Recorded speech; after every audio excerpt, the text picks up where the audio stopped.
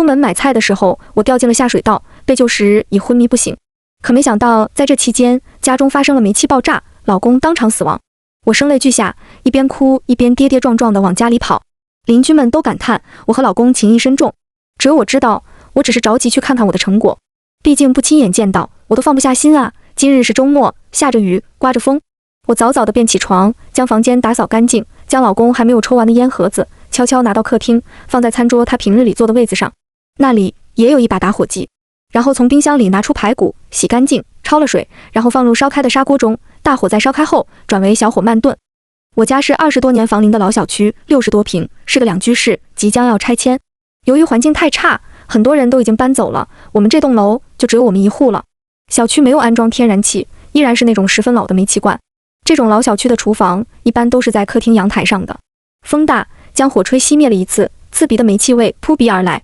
我又重新开火，刚燃起来，很快又被吹灭。我看了一眼，将窗户关好。老公，家里没有山药了，我这会去菜市场买，锅里炖着排骨，你待会起床看着点锅里。老公喜欢吃山药炖排骨，但我不喜欢，我每次切了山药，手都会红肿过敏。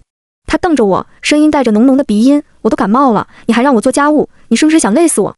我连忙解释，当然不是，只是我们家的煤气老旧了，很容易熄，怕有危险。他不耐烦道，快去快回，我吃完下午还有事儿。是去陪他和那个儿子吧？他在床头找了找，没有找到想要的东西，只有一把打火机。再给我带包烟，要黄鹤楼20那种。好，不过我怕我记不清名字，老公你把烟的名字发给我吧。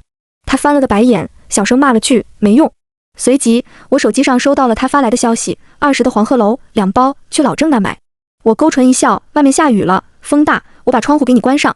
我将家里所有的窗户关上，卧室门没有关。我出门前拿了把伞，站在大门口，可以将卧室一览无余。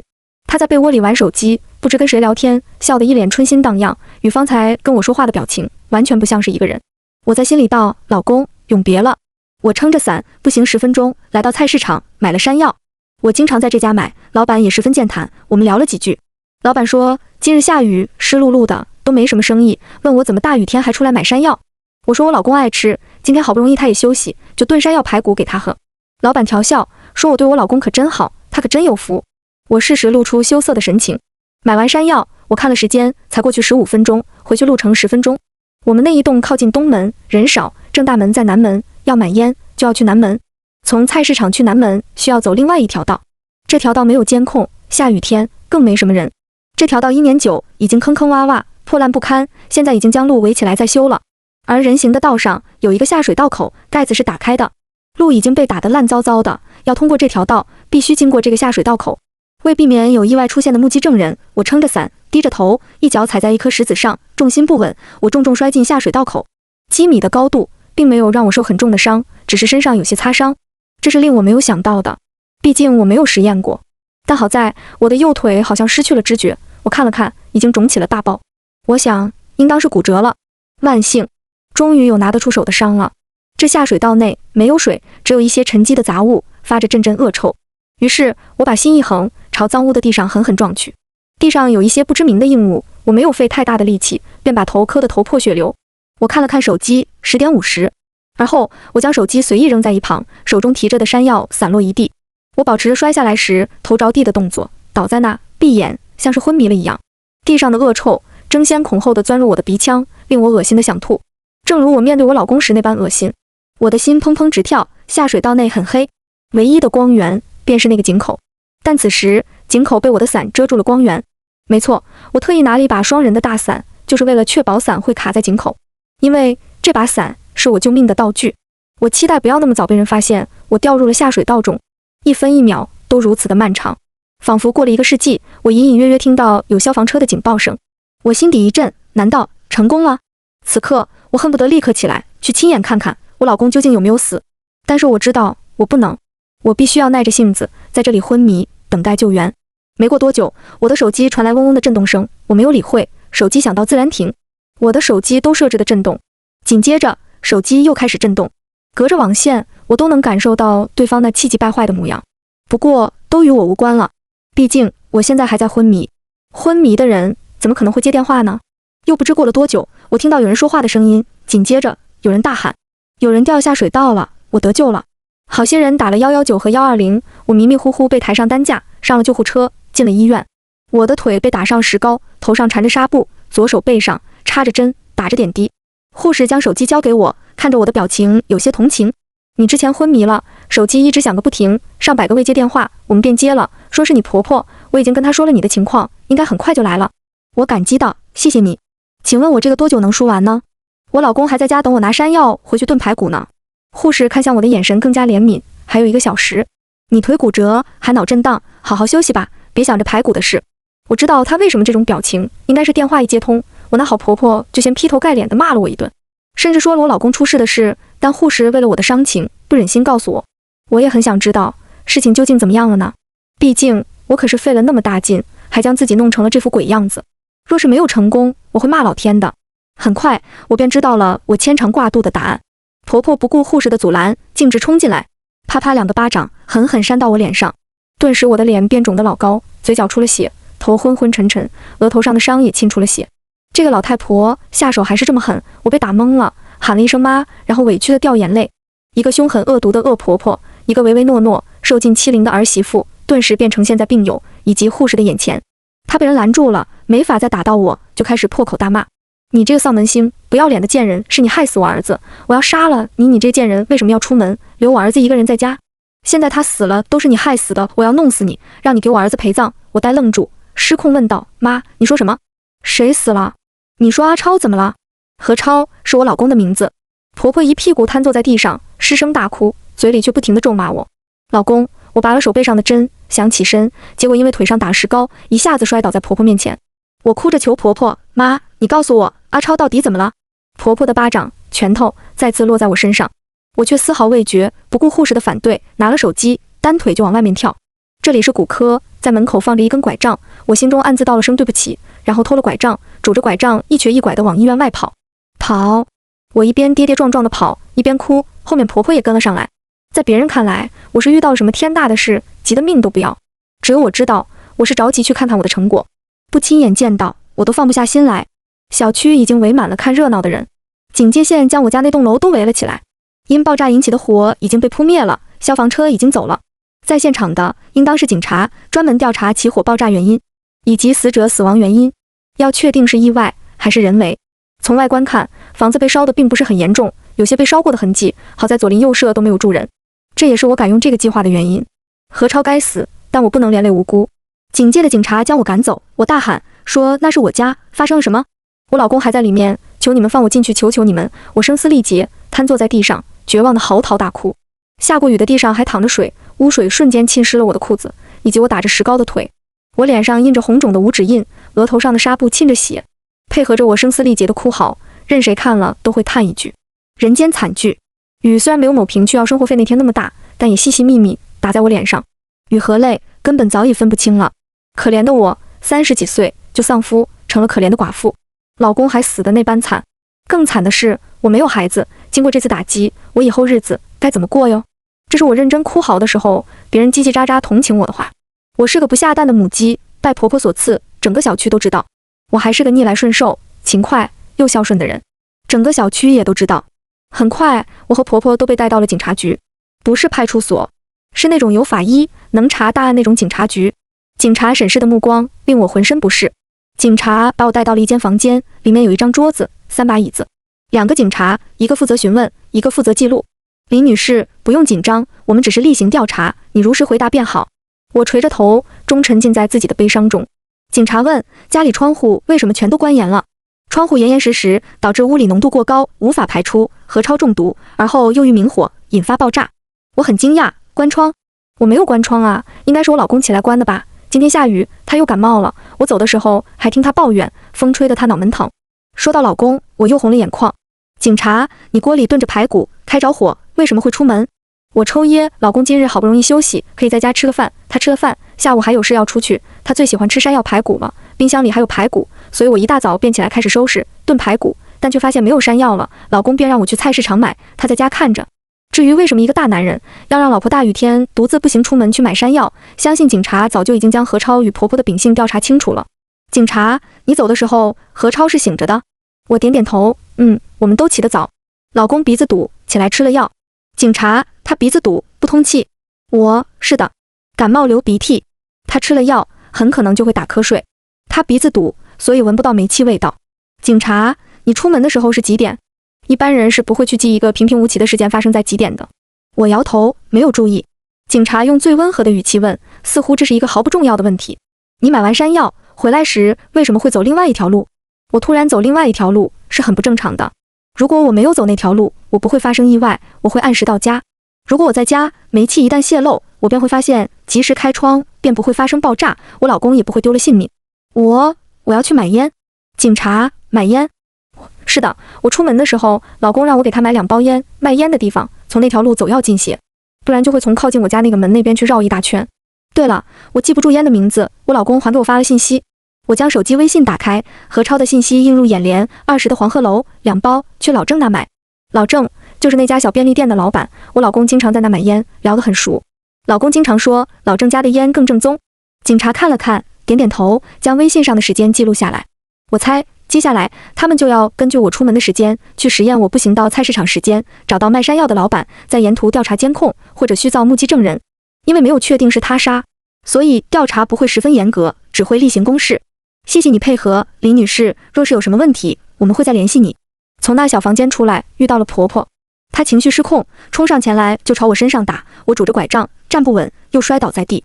林婉，你这个扫把星，就是你害死我儿子，就是故意报复这个杀人犯，我要打死你！我委屈哭道，对不起，都是我害了阿超，我不该出门的。婆婆厉声尖叫，你们听到吗？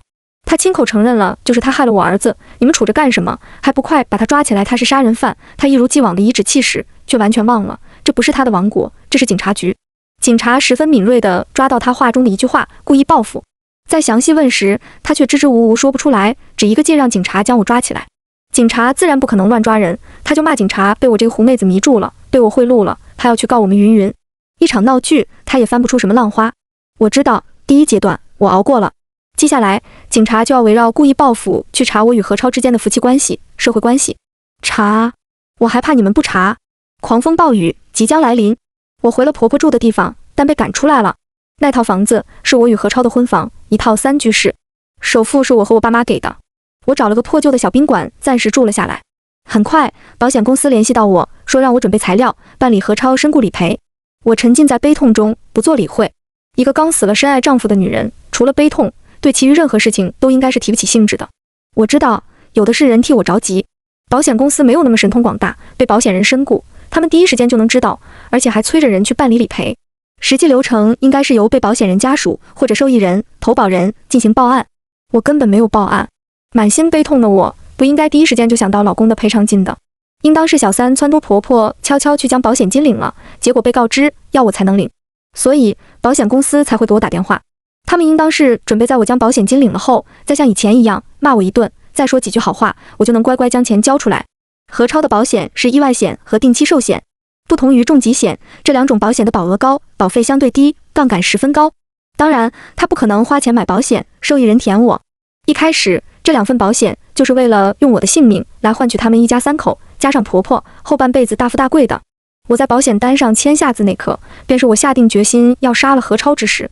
我与何超是7年前公司的同事，他长相出挑，待人和善，同事们对他评价颇高。但在这个物欲横流的世界，他有个致命的缺点，老家是农村的，家中有个寡母，一穷二白，在大城市无车无房。对不起，不是贬低农村人，农村不背锅，就算是本地人，但要买房也要掏空家里所有的积蓄，而他的家庭背景在我们的城市要买房立足根本是天方夜谭。他读的是普通大学，能力平平，家庭贫困，一切都平平，除非祖坟冒青烟，否则这辈子也就这样平平凡凡跌跌撞撞的过了。大城市的女孩子，尤其是我们公司的，接触的都是高端的生意人，眼界自然高。哪怕何超长相的确优越，但一看他的条件，女孩们还是敬而远之。我家就是本地人，家庭也是平平无奇的工薪阶层，但是我家有房，2套房，一套爸妈住，一套就是这个老房子，是当年爷爷奶奶的房子。爷爷奶奶过世后，爸妈继承了这套房子，但房子太老旧，爸妈也早早就出去买了房子，所以老房子就一直空着。我在公司也是平平无奇的一个小员工，扔在人群里都找不出来那种。很自然，我们2个凡人慢慢就走到了一起。何超是很暖的人，对我很好。交往3年，我们顺理成章结婚。何超家中条件不好，我爸妈没有要彩礼，也的确对这个女婿满意，便给我凑了点钱，加上我的积蓄，付了首付，买了一套小三室。因不想房贷影响生活，首付付了70%。房子写的我们俩的名字。婚后生活很甜蜜，很幸福，每天做饭、洗碗、打扫、做家务，做着传统女人所做的那样，相夫教子。不对，我没有孩子。结婚3年，我怀孕了，何超便提出要将婆婆接到城里来照顾我。我同意了，却没有想到是我噩梦的开始。其实一开始，婆婆对我挺好的，每天都问我想吃什么，她给我做，不要饿着她的乖孙儿。我去散步，她会来扶着我，嘴里说着不要累着她乖孙儿。孙儿孙儿，我理解的是孙子和孙女儿。起初我没有当一回事，小区所有人都夸我有福气，有个那么好的婆婆。有一天，婆婆又一次将酸的难以入口的橘子给我吃，说她孙儿肯定喜欢吃，我便开玩笑，妈，你怎么知道就是孙子？万一是孙女呢？谁知她当场就翻了脸，说女人就是要生儿子，她只有何超一个儿子，若是不生儿子，他们家就断了香火。生不了儿子的女人，就如同不下蛋的母鸡。我很惊讶，没有想到对我那么好的婆婆，竟然是这种封建思想。晚上我将这个事告诉何超，谁知何超也是同样的想法，还说他妈一个人将他拉扯，大不容易云云。哄了半天，我也没有再继续纠结，老人家都是这种思想，而且我肚子里的不管是儿是女，都是姓何，总不至于是女儿，他们就不要吧。我太低估了人性的恶。在我怀孕5个月时，何超带我去产检，婆婆也跟去了，只是那天他们神神秘秘的。从医院回来后，婆婆对我的态度转了个180度的弯，她一改往日的殷勤，整日对我横眉竖眼，指使我做这做那，嘴里还骂我没用的东西，扫把星，要害他们何家断子绝孙，不下蛋的母鸡之类的。我猜测那天他们应当是使了什么手段，知晓了胎儿性别。直到在他们的折磨中，我发生意外，5个多月的孩子没了，我再也做不了母亲。我是不小心滑倒，从楼梯滚落，昏迷不醒，孩子缺氧，已经胎停，只能引产。但我大出血，伤了子宫，差点将子宫切除。病床上，我刚做完手术，麻药还没有过，我迷迷糊糊便听到有2个人在说话，是婆婆和何超。婆婆，我哪知道她怀的是个带把的，若是知道，我怎么可能会在楼梯倒油，让我的乖孙孙就这么没了，都怪那个医生，还有这个贱人，那么没用，连个孩子都保不住。何超，妈，小声点，别说了。婆婆，怕什么？这个丧门星现在是个不下蛋的鸡了，你赶紧跟他离婚，重新找一个好一点，赶紧给我生了孙子。何超，妈，这事儿不急。婆婆，怎么，你还想抱着这个丧门星过一辈子？何超，当然不是，妈，你想，如果离婚，房子他得分1半，而且他家里还有2套房，多不划算。婆婆一听要分房子，立刻着急了，说一切听儿子的。我大脑一片空白，简直不敢相信我说听到的一切。我之所以滑倒，是因为婆婆嫌弃我怀的是个女儿，所以故意在楼梯口倒油。我的孩子没了，我身体坏了，我再也不能做妈妈了。而何超，我同床共枕3年的老公，也是任由他妈害自己的孩子，见我不能再生育，还要算计我的房子，跟我离婚。那时我恨不得立刻跳起来，将这恶魔般的2母子给杀了，都难解我心头之恨。但我因着药物的作用，根本起不了身。我冷静下来，细细一想，第一，我没有任何证据，不管婆婆还是老公，都名声在外，当然都是好名声，没人会相信他们会害自己的亲孙子、亲生孩子。第二，我才做完手术，身子差，根本不是一个常年做粗活的妇女以及一个身强力壮的大男人的对手。第三，如果我杀了他们或者伤了他们，我就得坐牢，会连累父母。父母这一辈子都老老实实，绝对不能有一个杀人犯女儿给他们抹黑。我决定先按兵不动，养好身体。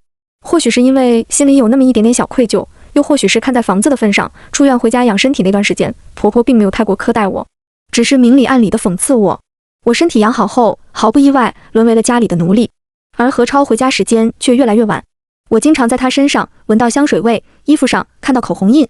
我经常趁着买菜的机会去跟踪调查他。很快，我找到了他的小三，一个漂亮到有些妖娆的女人。她肚子已经很大了，婆婆这段时间也走路带风，随时哼着小曲儿。看来是已经去检查了，是个男孩。我偷偷在家中放了录音笔、监控器，我每天趁着他们睡觉后独自欣赏，他们商量如何才能让我净身出户。方案有很多，第一，花钱找人来勾引我，然后设计捉奸在床。我父母都是老实人，要面子，他们可以以此威胁我净身出户，身子从我爸妈身上咬下一块肉。第二，将我拐卖，电视上演了很多人贩子拐卖妇女的案例，但他们觉得人口失踪要2年才能自动离婚，而且我爸妈肯定会报警找我，风险太大，排除。第三，下毒，下慢性毒，让我身体坏掉，但我不是傻子，我身体不舒服会去医院检查，若是检查出来是中毒，我肯定会报警，会查到他们身上。而且现在任何有毒物质都管控很严格，除非特殊人群，根本弄不到毒，所以也排除。第四，让我意外死亡，只要我死了，他就是一个可怜的死了老婆的、有房有车的青年男人。还是长得好看的，没有拖油瓶的男人。但是我若是死了，我的财产我爸妈也有份，他们舍不得将钱分给我爸妈，除非我的死带给他的利益远远大于分给我爸妈的那部分钱财。杀妻骗保，现在人们的保险意识非常强烈，要给孩子买教育保险，让孩子上学都有一笔教育金；要给孩子买重疾险，趁孩子年龄小，将保费锁定到最低；要给家庭经济支柱买意外险、重疾险、终身寿险。毕竟明天和意外谁会先来，各对家庭负责的人应当给自己将保险都上齐全了。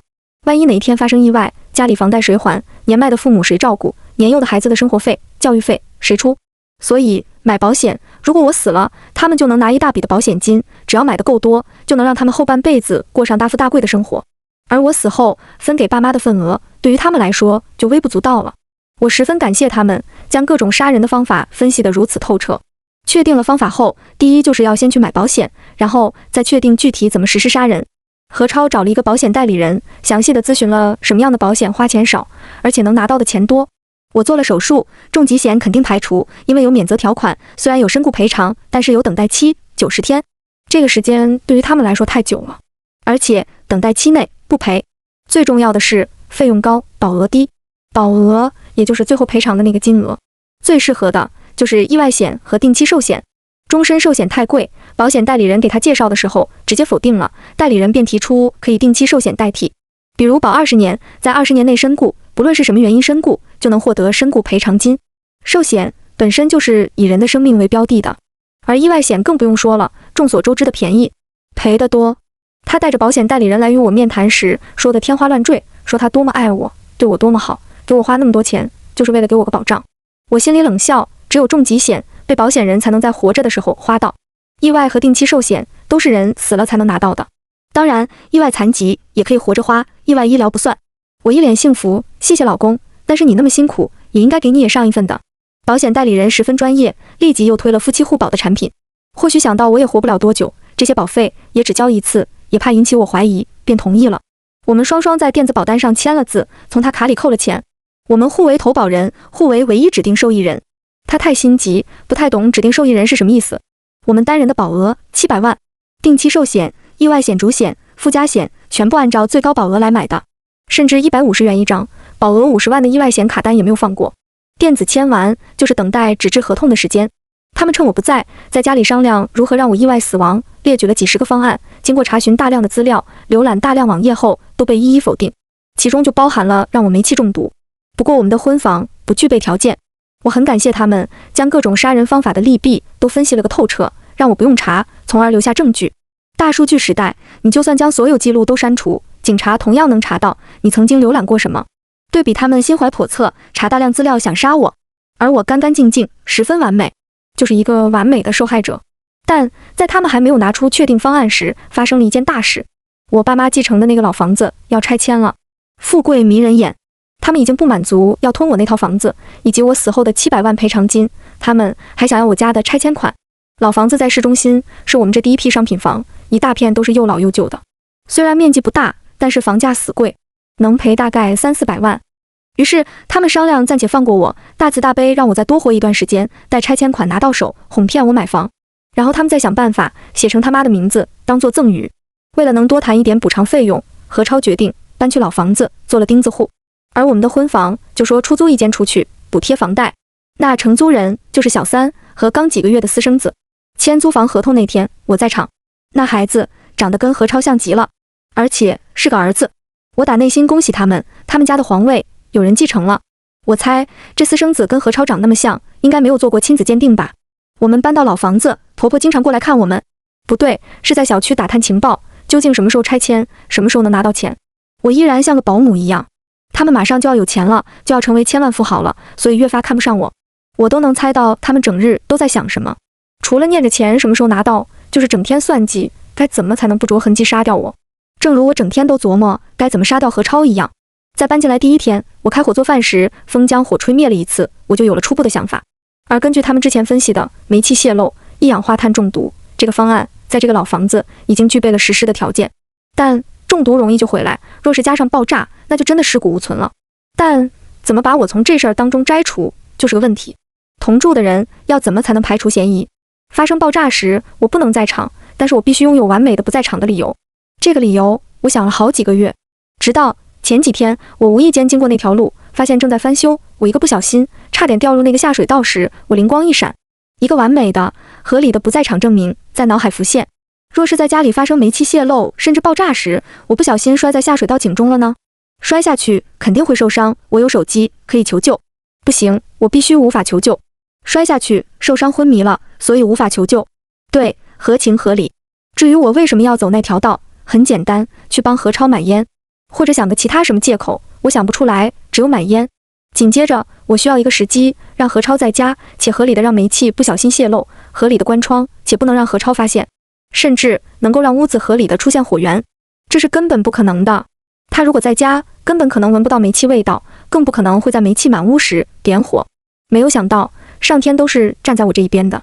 这几天气温下降，连续阴雨，何超感冒了，他一直抱怨鼻子堵，呼吸都困难。都怪我们家的老房子，楼层矮，又阴又潮，让他生病。鼻子堵，那就是闻不到什么味道了。感冒了，吃了药应该会昏昏欲睡吧。我觉得时机成熟了。我花了一整晚的时间，将所有的流程在脑海里演练了无数遍，确保没有任何的闪失。赌，这是一场豪赌。第二天，我按照计划炖排骨，何超爱吃，这是合理的动作。关窗是因为何超感冒了，天又下雨又刮风，一般家庭都会在下雨天关窗的，合情合理。煤气泄漏是因为小区老旧，没有安天然气，用的老旧的煤气罐，而且灶台老旧，的确很容易自燃熄火，小区很多人家都这样。何超一个大活人，为何会闻不到煤气味道？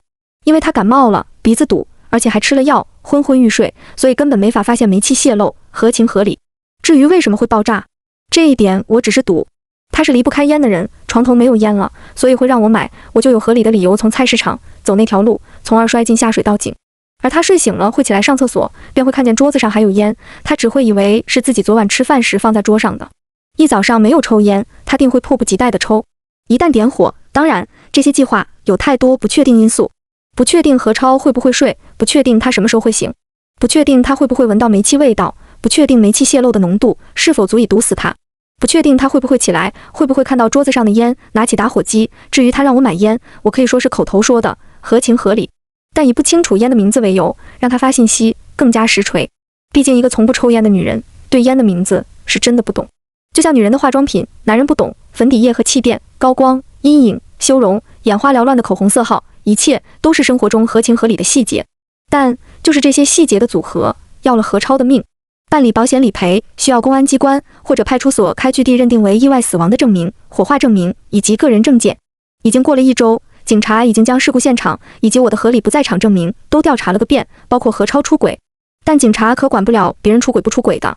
令我惊讶的是，警察居然找到了监控，证明那天我撑着伞是不小心掉进下水道井。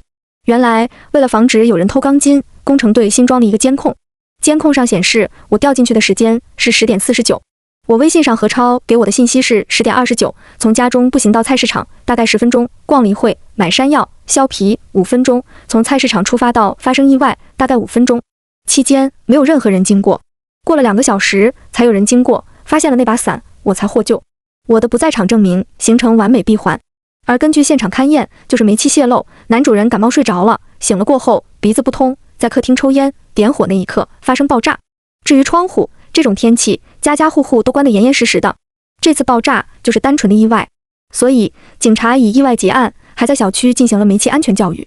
当我去找他们开具意外死亡证明，用以领保险金时，我看到警察眼眸中浮现出异样的光，那是猎人遇见猎物的眼神，但他们不动声色将证明开给了我。我要利用他们既拿到赔偿金，还要拿到我应得的财产。毕竟钱婆婆那边还没有动静，我和何超的财产还没有分割，现在只是暴风雨前的宁静。为防止他们狗急跳墙，同时保证我的人身安全，警察监视我，其实也是变相保护我。就算我不这么做，保险金很快也会爆出来，我照样会被怀疑，不如大大方方。果然不出所料，警察找到了那个保险代理人，一番调查，要买保险的人是何超，再三咨询死亡赔付细节的人是何超，让代理人做计划书时做最高保额的是何超。保险代理人与何超的微信聊天清清楚楚，而我只是当天一时感动，让我的老公买一份同样的保险罢了。出轨、私生子、巨额保险，警察嗅到了一股阴谋的味道，是针对我的阴谋。他们重新查了何超没有被完全炸坏的手机，专业的数据修复后，长达1年的计划杀期，各种杀人方法的查询记录，怎样买保险赔得更多，但他们还没有实施，所以法律奈何不了他们。只是警察开始怀疑，我知道了他们的目的，所以反杀。好在我在发生爆炸当天回我们的婚房，便将所有录音笔、监控全都拆了，否则我为什么要去自讨苦吃，被钱婆婆打出来呢？警察甚至传唤我，让我提供了手机，翻来覆去查了个遍，都没有查到我有任何关于保险、关于杀人、关于煤气等的浏览记录。他们找不到任何证据，只得相信我真的是个可怜的女人。老公出轨，养私生子，一家人整天计划着杀我，夺我的遗产，我的保险金。我还哭哭啼啼，每天沉浸在老公去世、被婆婆误解、赶出家门的痛苦中。我茶不思，饭不想，头不梳，脸不洗，将丧夫的痛苦演绎得淋漓尽致。就连保险金都是别人3催4催的，我才去找警察开证明去办理的。我甚至在老公为数不多的尸块火化时哭得晕倒了。为了能晕得更真实，我可是好几天没有吃过1粒米。我就是个完美的受害者，这是警察对我的评价。拿到赔偿金后，钱婆婆带着小三和私生子打上门来。此时我已经在外面租了一套便宜的房子，单间，很简陋。他们上门的目的很简单，我和何超的房子，钱婆婆去办理继承，但没有我的放弃继承声明，她过不了户。还有问我要保险赔偿金，你就是个丧门星，嫁给我儿子，不仅没有给我儿子留个后，工资也低，吃我家的用我家的，你识相的话就把放弃继承签了。我委屈，妈，那个房子首付是我和我爸妈付的，还借了些钱。钱婆婆，你不要给我讲这些房子上面有我儿子的名字，房子贷款也是他供的，他现在死了，理应由他的儿子继承，你算什么东西？我不可置信，什么儿子？我看向那对母子，他们不是租客吗？钱婆婆有些得意，这是我的亲孙子，不像你，那么多年下不了一个但我儿子的遗产，自然应该由我孙子继承。我的腿还没有好，我摇摇欲坠，对老公的背叛不可置信，痛苦演绎得淋漓尽致。阿超，你怎么可以这么对我？钱婆婆，晦气的东西快点签了，还有我儿子的保险金马上打给我，否则我就去告你，侵吞我儿子的钱，让你坐牢。妈，那个保险金受益人是我，你放心，我以后会给你养老的。什么？你不给我？你这个贱人，丧门星拜金的玩意儿，就是图我家的钱，你把我儿子害死了，还侵吞他的财产，你这是要我们孤儿寡母怎么活？你是想逼死我呀？大家快来看，我租的是老小区，1楼不隔音，很快便有很多人围观，对我指指点点。我像是一个恶毒的小三，害死了人家的儿子、老公，还霸占人家的财产。钱婆婆对她造成的局面十分满意。我红着眼辩驳，妈，我没有，是你儿子出轨，还生了私生子，房子是我家买的，保险金是指定我为受益人，我不会放弃的。你这个贱人，我的孙子才不是私生子，我打死你这个贱人！他扑过来，又朝我身上打，我一个瘸子，自然打不过，我也没有反抗，这不符合我柔弱、受尽欺凌的形象。好些人报了警，我身上多处受伤，都不用做伤情鉴定，肉眼可见的血淋淋。派出所的民警告诉我，如果做伤情鉴定，根据我的伤，钱婆婆会被行政拘留15天，罚款200至500元。15天就出来，我何必呢？见我没有回答，钱婆婆又跳起来要打我，说我害死她儿子，霸占他的钱财，不给他活路，要打死我，都被民警拦住。我被威胁，只能委屈巴巴说算了，对不起警官，给你们添麻烦了。民警看了眼一旁的私生子2人，再看看我这懦弱的样子，眼神充满怜悯。之后他们又来闹过几次，钱婆婆和小三都发信息、打电话威胁，无非就是让我将钱给他们，还要签放弃继承的声明，否则就对我如何，对我爸妈如何。我全部存起来。然后我收到了法院传票，他们将我告了。第一，告我过失杀人，因为我将何超单独留在家里，导致煤气泄漏，害死何超，要求我赔偿他各项损失，共计250万元。当初负责勘察现场以及调查何超死因的警官们都出庭了，并提交了证据，证明何超死是意外，我没有任何杀人动机、能力以及时间。钱婆婆败诉。第二，告我侵吞何超遗产。我提供了当年买房我爸妈的出资证明，我个人的出资证明以及购房合同、贷款合同。房管局打印的房产信息明细房产证捏在钱婆婆手中，证明产权人是我和何超，而首付是属于我婚前财产。同时，我提供了我的租房合同、小三的租房合同，证明我没有住在自家家中，而是被赶出去，在外独自居住。然后，我提供了保险合同，证明我就是指定受益人。指定了受益人，身故保险金便不会作为遗产分割。最后，我提供了钱婆婆打我在派出所的调解书，以及这段时间2人威胁我的短信。让我没有想到的是，之前负责何超案子的警察向法庭提供了一份材料，我猜测应当是他们意图谋杀我的证据。我委屈地哭，妈，何超走了，我会将您当亲生妈妈一样照顾，给您养老的，该您的钱我会1分不少给您的。可是您为什么会？我哭得很伤心，令所有人动容。随即，他们的律师提出，遗产应当有何超儿子的一份。妈，很对不起，我没有给何超留下一儿半女，那个孩子若真是何超的儿子，理应分一份的。于是，法官让小三提供有效证明，证明这孩子就是何超的亲儿子，就可以依法继承何超遗产。钱婆婆，她就是我儿子的种。法官，请出示亲子鉴定。钱婆婆，我这就去跟我孙子做鉴定。律师，只能直系亲属做鉴定，也就是孩子与亲爹做的亲子鉴定才算。但是何超已经被炸成了尸块，结案后已经火化了。是钱婆婆说的，让她的宝贝儿子早日入土为安。他们根本不可能证明那个孩子就是何超的亲生儿子。律师费了很多口舌去解释这是为什么，但钱婆婆一律不认，她只认那是她儿子的亲生儿子，是她的亲孙子，就必须要继承她儿子的遗产，而且要大头。最后甚至在法庭上咆哮，说律师、法官都被我这个贱人给收买了，就是为了不给他活路，要逼死他们孤儿寡母。结果就是差点被以藐视公堂罪逮捕。法庭宣判，我和何超的8万存款是夫妻共同财产，一半归我，剩余4万，何超的法定继承人平分，我和钱婆婆一人2万，我总共6万，钱婆婆2万。我们名下共同的房子，首付由我以及我爸妈出资，占总房款的70%，属于我婚前个人财产，不参与分割。婚后共同还款部分以及增值部分，作为夫妻共同财产，我分一半，剩下的我与钱婆婆平分。当初买的时候花了160万，112万是属于我的婚前财产。